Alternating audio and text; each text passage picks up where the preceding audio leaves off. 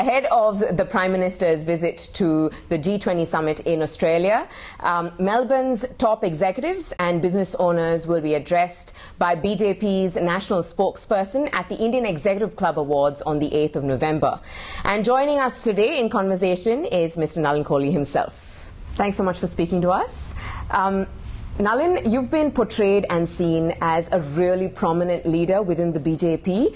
And so on behalf of most of the NRIs here in Australia, I'd like to ask the question, what are the values and the ideals within the BJP that you truly believe in and really want to promote going forward with the government in power now?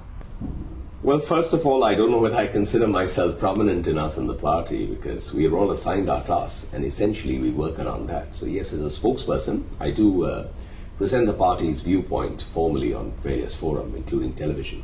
I think one of the things in terms of values is we tend to be seen, the BJP's international image, for various reasons, and particularly due to the kind of approach that to some extent has been projected about the BJP by certain segments of society from within India, has been seen to be as an extremely right-wing organization, as a Hindu nationalist organization.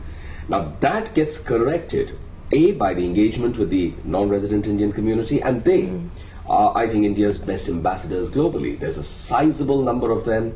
They are very, very engaged, they are very passionate and patriotic. And a good example would be what we saw in Prime Minister Modi's Madison Garden Square talk. Huge and the kind of enthusiasm. And we hope that we'll see that again when he's addressing the non-resident Indian community in Australia in less than about 10 days, 15 days time from now.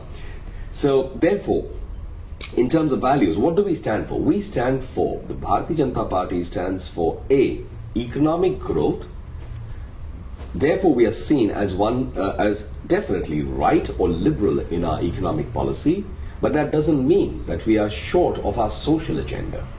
We do accept, and as Prime Minister Modi repeatedly says, for the poor, the marginalized, there is no other choice but to look onto the government for everything, whether it's health, education, even housing, even livelihoods to some extent.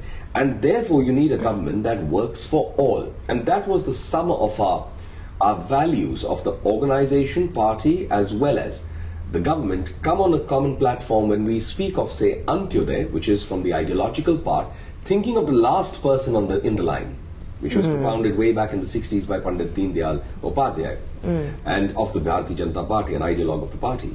And if you look at it in terms of the political engagement message was in the elections, Sabka Saath, Sabka Vikas. Development for all, carrying everyone along. So that includes everything, whether it's from regional, demographic, age, gender, socio-economic classification, for everyone. And I think that's really the value system that we work on.